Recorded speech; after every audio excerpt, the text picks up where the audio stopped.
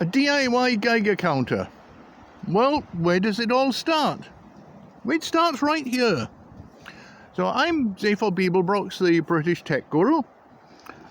This is parts that I took off kind of what was it, a dollar store, Dollar Tree, I think it was, Dollar Tree LED illuminator projector thingy that wasn't any good.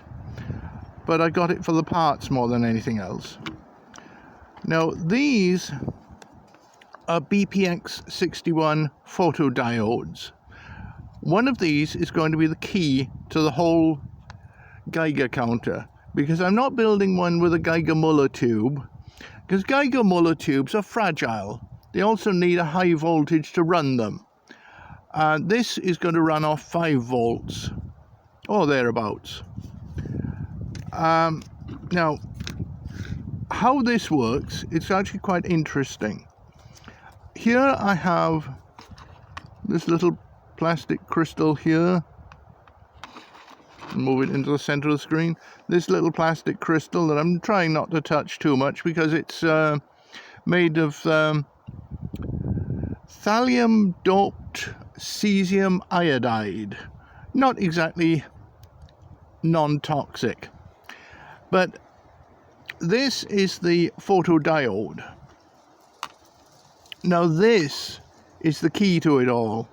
This came from that little projector thing.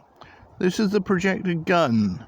I took all the bits out of it, and if you notice, let's just take this bit.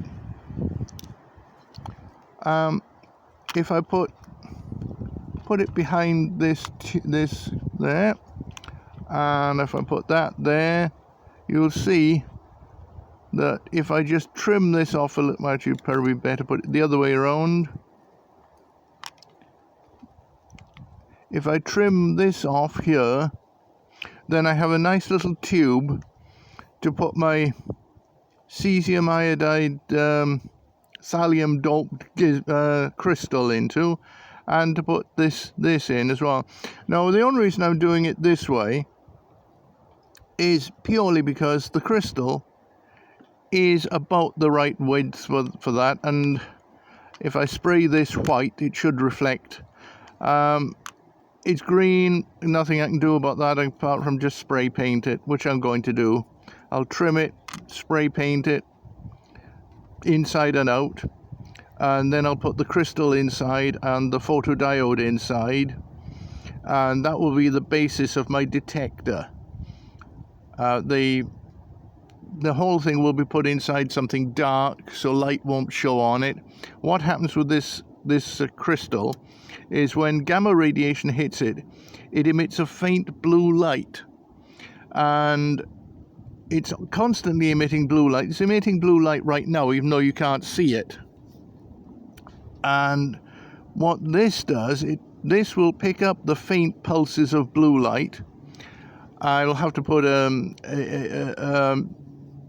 amplifier on it, and that's going to be an interesting challenge in itself, because I'm going to have to research how to build the amplifier. I do have amplifier chips on order from China, but they won't be here for probably another week, maybe another 2 weeks, who knows.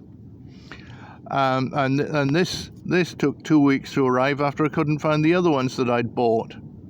But this is actually more green sensitive, and this actually produces a green light, blue-green light. So anyway, that is all. That is what the basis of the detector is. Then I put an amplifier on this, and then feed it into preferably an AT-Tiny 13, and put a display on it. What kind of display, I'm not sure yet. It could be just a bar graph and a speaker that just crackles when it gets radiation hitting it. I'm really not sure, and the bar graph would be very basic.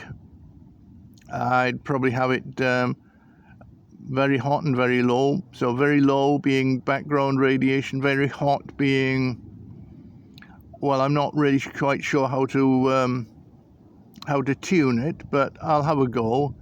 The detector in a smoke detector contains an artificial radioactive ingredient called, I believe, Americum 241, and that I can probably use to calibrate it, and we'll just see where we go from there.